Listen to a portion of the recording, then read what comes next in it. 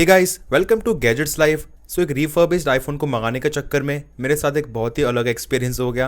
अब क्या हुआ, कैसे हुआ, हर चीज़ आपके साथ शेयर करने वाला हूँ। तो स्टार्टिंग से स्टार्ट करते हैं, इन सब की शुरुआत हुई कैसे। मैंने सोचा आप लोगों को शो करने के लिए एक रिफर्बिश्ड आईफोन 11 प्रो को परचेज करते हैं।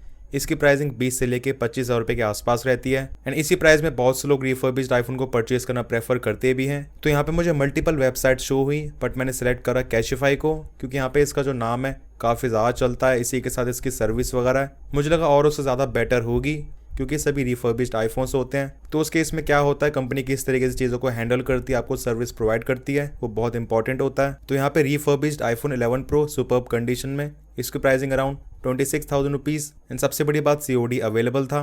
मैंने आईफोन 11 प्रो को गोल्ड कलर में परचेज कर लिया, मुझे गोल्ड कलर ही चाहिए था। 64 GB सुपर्ब कंडीशन, जिसकी प्राइसिंग 26,000 रुपीज़। बट हाँ, यहाँ पे थोड़े बहुत डिस्काउंट सप्लाई हो गए थे, लाइक चेकआउट पे यहाँ पे 500 रुपये का इंस्टेंट डिस्काउंट, इसी के साथ UPI के थ्रू पेमेंट करने पे लगभग 750 रुपये का डिस्काउंट। बट मैंने फिर भी UPI के डिस्काउंट को छोड़ के COD ही प्रेफर करा।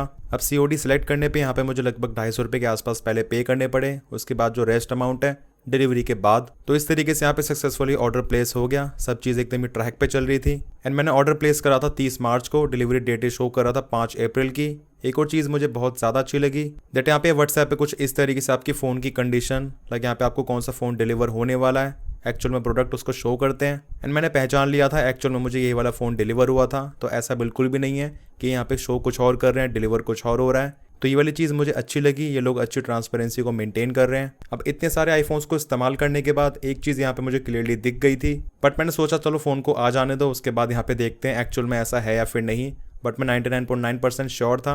अब वो चीज़ क्या है आपको आगे बताने वाला हूँ। अब फ़ोन एक्चुअल में जल्दी डिलीवर हो गया, केवल 2 दिन में, 1 अप्रैल को। तो कुछ इस तरह की पैकेजिंग है, फुल यहाँ पे टेप से रैप कर रखा है, मेंशन कर रखा है फ्रेजाइल एंड इसे ओपन करने के बाद यहाँ पे कुछ इस तरीके से कैशिफाई का बॉक्स है। दोनों साइड्स में एक एक सील मिल जाती है, जो कि एक पहले से खुली हुई थी। इसको मैंने वापस से अपने हाथ से दोबारा से चिपकाया वीडियो में अच्छी तरीके से दिखाने के लिए एंड नीचे कुछ इस तरीके से डिटेल्स मिलती हैं, लाइक इनकी ऑफिस की या फिर फ़ोन की डिटेल्स वगैरह। तो सबसे मेन काम फ़ोन को जल्दी से अनबॉक्स कर लेना, बहुत ज़्यादा क्यूरियोसिटी होती है फ़ोन किस तरीके से मिलेगा, क्या कंडीशन होगी। सबसे पहले आपको यहाँ पे मिलता है इनवॉइस, उसके बाद यहाँ पे कुछ वारंटी कार्ड वगैरह एंड यहाँ पे बेसिकली इनकी पॉलिसीज वगैरह लिखी हुई हैं। इस पैकेट के अंदर यहाँ पे है केबल एंड ये है हमारा main phone iPhone 11 pro gold colour में। इसके अंदर भी एक सॉफ्ट पैडिंग है जो कि एक अच्छा टच है। अब जल्दी से फ़ोन को देख लेते हैं। तो फ़ोन की कंडीशन देखने में तो काफ़ी बढ़िया लग रही है। सबसे पहले इसके हम फिजिकल कंडीशन की बात कर लेते हैं। चारों तरफ से आप देख सकते हैं यहाँ पे फ्रेम एकदम ही शाइन कर रहा है एंड कोई भी ऐसा मेजर स्क्रैचेस या फिर डेंट वगैरह यहाँ पे नहीं है, साइड्स या फिर बैक वगैरह में भी। तो फ़ोन की कंडीशन ठीक है एंड जिस तरीके से इन लोगों ने यहाँ पे इसको सुपर्ब कैटेगरी में डाल रखा है, हम बोल सकते हैं यहाँ पे उस चीज़ को ये टोटली जस्टिफाई करता भी है। मतलब कैमरा लेंसेज भी यहाँ पे ऐसा कोई ज़्यादा मेजर स्क्रैचेस वगैरह नहीं है। तो हाँ, इन सभी चीज़ों से यहाँ पे मैं टोटली सेटिस्फाइड था। बट जैसे यहाँ पे मैंने इसके फ्रंट में देखा, जो चीज़ यहाँ पे मैंने इसके वीडियो में भी देखी थी, जो कि इन लोगों ने मुझे व्हाट्सएप पे शेयर करी थी, यहाँ पे क्लियरली देखने से आइडिया लग ही गया था दैट हाँ यहाँ पे कुछ तो झोल है एंड वो चीज़ टोटली सच भी निकली। खैर उससे पहले केबल की क्वालिटी की बात कर लेते हैं। सो यहाँ पे केबल की क्वालिटी ठीक ठाक सी है, ऑब्वियसली ओरिजिनल केबल नहीं है, बट हाँ आपका काम कर देगी। एंड अब बात करते हैं मेन चीज़ की, वो है इसकी डिस्प्ले। सो यहाँ पे आपको आइडिया लग ही गया होगा दैट एक ओरिजिनल डिस्प्ले नहीं है। डिस्प्ले को ऑन करते हैं यहाँ पे मुझे चीज़ तुरंत ही पता चल गई थी। इसका टच रिस्पॉन्स, इसके जो साइड के बेजल्स वगैरह हैं वो बहुत ही ज़्यादा अलग दिख रहे थे। तो इस चीज़ को कंफर्म करने के लिए आपको मैं साइड बाय साइड कंपैरिजन दिखाता हूँ आईफोन XS के साथ। एज दोनों फोन्स में आपको एक्जैक्टली सेम साइज का OLED डिस्प्ले मिलता है, बस ब्राइटनेस का डिफरेंस है। बट एक्चुअल में डिस्प्ले की क्वालिटी में डिफरेंस किस तरीके से है वो चीज़ आप यहाँ पे क्लियरली देख सकते हो। सबसे पहले चीज़ पिक्सल डेंसिटी। एज यहाँ पे जो आईफोन 11 प्रो का डिस्प्ले है जो कि डुप्लीकेट है, इसकी पिक्सल डेंसिटी बहुत ही ज़्यादा गंदी है, लाइक 10 से लेके 15,000 रुपये के नए एंड्रॉइड फ़ोन से भी ज़्यादा गंदी। हर चीज़ एकदम ही ब्लरी दिख रही है, यहाँ पे आप क्लियरली देख सकते हो। एंड वही जो राइट में आईफोन XS में ओरिजिनल डिस्प्ले है वो कितना ज़्यादा शार्प है। अब ये डिफरेंस कैमरा में जितना ज़्यादा दिख रहा है उससे कहीं ज़्यादा यहाँ पे ये चीज़ रियल लाइफ में शो हो रही थी। वैसे लोग अपनी पॉलिसी में मेंशन करते हैं दैट यहाँ पे फ़ोन के पार्ट्स वगैरह यहाँ पे रिप्लेस हो सकते हैं, चेंज हो सकते हैं, क्योंकि ये सभी रिफर्बिश्ड कैटेगरी के आईफोन्स हैं। बट जो डिफरेंस है, मतलब यहाँ पे किस तरह की डिस्प्ले इस्तेमाल करी गई है, उसका डिफरेंस यहाँ पे आप क्लियरली देख सकते हो। डिस्प्ले की हर चीज़ में आपको मेजर डिफरेंस दिखेगा। इसी के साथ यहाँ पे A1 इस वाले डिस्प्ले में ट्रू टोन भी काम करता है, बट ऑब्वियसली यहाँ पे जो ट्रू टोन है वो ओरिजिनल डिस्प्ले की तरह काम नहीं कर पाता है, क्योंकि यहाँ पे जो इसकी ट्यूनिंग है वो केवल एक ही लेवल पर सेट करी गई है।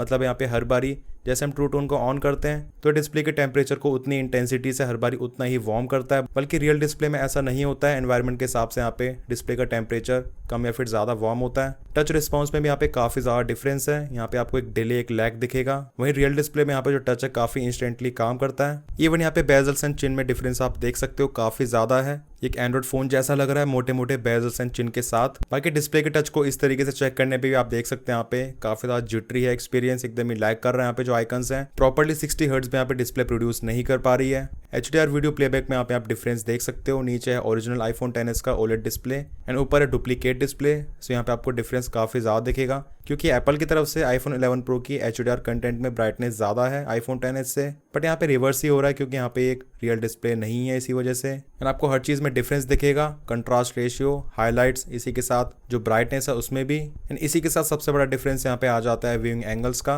वो इतने ज़्यादा अच्छे नहीं है। तो ले दे के यहाँ पे हर चीज़ में डिफरेंस है। बट हाँ, एक चीज़ मैं ज़रूर कहना चाहूँगा दैट ऐसा नहीं कि यहाँ पे जो कॉपी डिस्प्ले वो बहुत ज़्यादा गंदी क्वालिटी का है। मे बी जिन लोगों ने आईफोन्स में पहले रियल OLED डिस्प्ले इस्तेमाल नहीं करा है उनको रियल भी लग सकता है। अब डिस्प्ले वाली चीज़ तो ठीक है, इसके बाद मैंने यहाँ पे एक एक करके बाकी सभी चीज़ें चेक करी, लाइक इसकी बैटरी हेल्थ, बैटरी की क्वालिटी कैसी है। तो ऑब्वियसली इसमें है 100% बैटरी हेल्थ, क्योंकि आपको इन सभी आईफोन्स में रिप्लेस्ड बैटरी ही मिलेगी। ये फ़ोन्स बहुत ज़्यादा पुराने हो चुके हैं। उससे पहले आप यहाँ पे देख पाएंगे जो टच है उसमें बहुत ज़्यादा इशूज़ हैं। खैर, बैटरी का एक्चुअल पोटेंशियल चेक करने के लिए पहले आप अपने फ़ोन की बैटरी चेक कर लीजिए। यहाँ पे है 22%। इन कैमरा एप्लीकेशन को ओपन करने के बाद बर्स्ट फोटोज़ कैप्चर करिए, कम से कम 500 फोटोज़। एंड उसमें बैटरी 1 या फिर 2% ही जानी चाहिए। यहाँ पे लगभग 270 फोटोज़ में जो बैटरी है वो 2% अचानक से ड्रॉप हो गई। आप देख सकते हैं यहाँ पे बैटरी आ चुकी है 20% पे, जो कि डेफिनेटली जल्दी ड्रेन हुआ है। एंड इसके बाद वापस से मैंने स्टार्ट करा, दोबारा से 500 फोटोज़ को कैप्चर करा।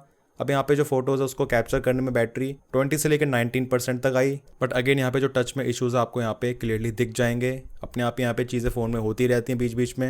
एंड बैटरी का बिहेवियर कहीं ना कहीं थोड़ा अनयूजुअल ही है। वही बात करें कुछ और चीज़ों की, तो आपको फ़ोन को इस तरीके से ज़रूर चेक करना है, like model number, serial number. So model number में HN/A मीन्स ये एक इंडियन आईफोन है। इसी के साथ यहाँ पे रन कर रहा है iOS 18.3.1 पे। बट ये डिस्प्ले का इशू गाइस बहुत ज़्यादा मेजर था इसमें। तो यहाँ पे सीरियल नंबर को कॉपी करने के बाद checkcoverage.apple.com पे जाने के बाद आपको पेस्ट करना होगा। एंड उसके बाद डिटेल्स आ जाएंगी, लाइक यहाँ पे जो परचेज डेट है वो है जनवरी 2020। तो ये फ़ोन लगभग 5 साल पुराना है। तो किसी पर्सन ने इस फ़ोन को परचेज करा होगा, काफ़ी साल इस्तेमाल करा होगा, या फिर बाद में सेल भी करा होगा। तो उसके बाद यहाँ पे रिफर्बिश करके इस तरीके से सेल करा जा रहा है। अब ये डिटेल्स तो यहाँ पे केवल मदरबोर्ड की है, क्योंकि यहाँ पे जो बाहर की बॉडी वगैरह वो भी चेंज हो सकती है। बाकी और सभी चीज़ें भी यहाँ पे मैंने चेक करी, लाइक स्पीकर, वाइब्रेशन, हैप्टिक्स वगैरह, वो सभी चीज़ें यहाँ पे प्रॉपर्ली काम कर रही थी, उसमें कोई भी इशू नहीं है। एंड इसी के साथ यहाँ पे फेस आईडी भी प्रॉपर्ली वर्किंग है। तो आपको ये सभी चीज़ें प्रॉपर्ली चेक जरूर करनी चाहिए। बाकी फ़ोन में सिम कार्ड इंसर्ट करने के बाद मैंने प्रॉपर्ली चेक करा, तो इसमें कॉलिंग वगैरह भी अच्छे से हो रही है। इस चीज़ में भी यहाँ पे अगेन कोई भी इशू नहीं है।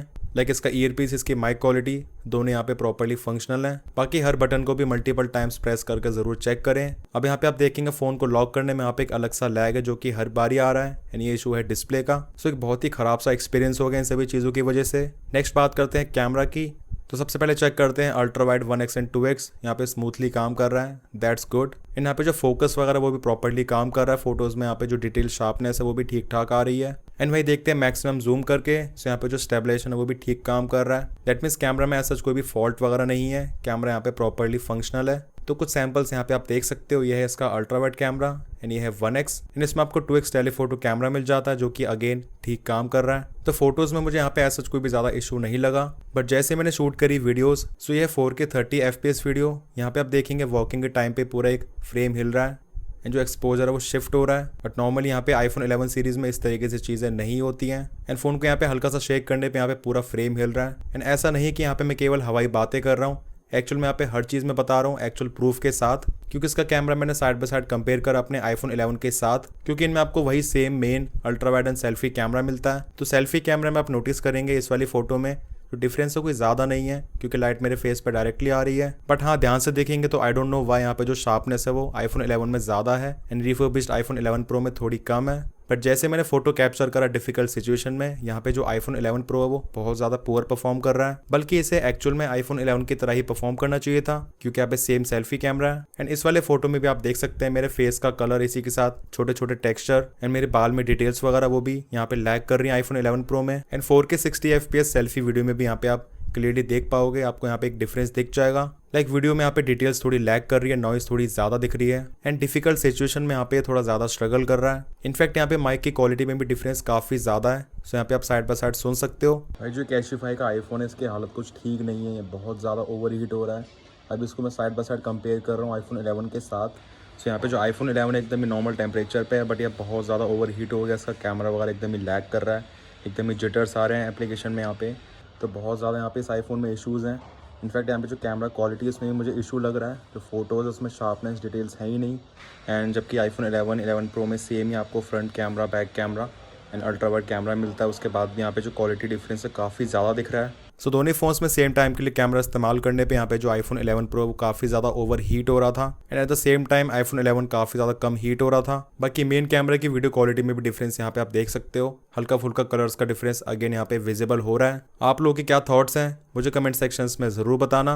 अब डिस्प्ले में टच के इशूज़, इसी के साथ फ़ोन का ओवर हीट वगैरह होना, इन सभी चीज़ों के बाद मैंने मन बना लिया था मैं इस फ़ोन को रिप्लेस करवाऊंगा या फिर रिटर्न। तो मैंने इनकी वेबसाइट पे देखा, यहाँ पे इन्होंने क्लियरली मेंशन करा हुआ है, in a rare event where you are not satisfied with your device we have a no question asked return policy in place for you. मतलब इनकेस अगर आप प्रोडक्ट से सेटिस्फाइड नहीं हो तो आप फ़ोन को डायरेक्टली रिटर्न कर सकते हो, यहाँ पे कोई भी सवाल वगैरह नहीं पूछेंगे।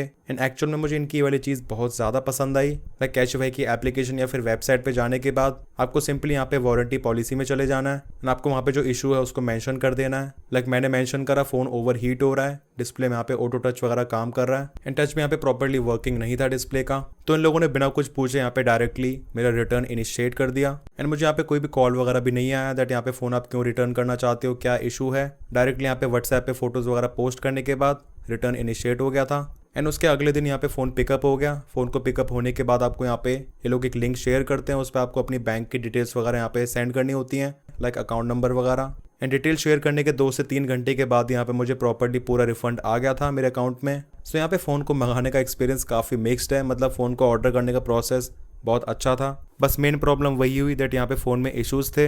अब मे भी हो सकता है कुछ लोगों को यहाँ पे इस तरह के इश्यूज़ ना मिले, एक सही डिवाइस मिल जाए जहाँ पे मैक्सिमम पार्ट्स ओरिजिनल हैं। अगर आप लोगों ने कभी कैशिफाई से कोई भी आईफोन ऑर्डर करा है किसी भी कैटेगरी में, आपका कैसा एक्सपीरियंस था मुझे कमेंट सेक्शंस में ज़रूर बताना। अब मेरा पर्सनली फ़ोन के साथ तो एक्सपीरियंस अच्छा नहीं रहा, बट मुझे इनकी सर्विस अच्छी लगी, उस चीज़ में यहाँ पे मैं कोई भी कंप्लेंट नहीं करना चाहूँगा। एक बार में मुझे यहाँ पे इन्होंने रिफंड दे दिया। बाकी आई होप आपको इस वीडियो से कुछ हेल्प मिली होगी अगर आप भी किसी रिफर्बिश्ड आईफोन को परचेज करने का प्लान कर रहे थे। तो अब मुझे आईफोन 11 प्रो परचेज तो ज़रूर करना है। आप लोग मुझे कमेंट सेक्शंस में बताना दैट मैं कहाँ से परचेज करूँ, कोई और अच्छी वेबसाइट आपकी नज़र में हो सो लेट मी नो।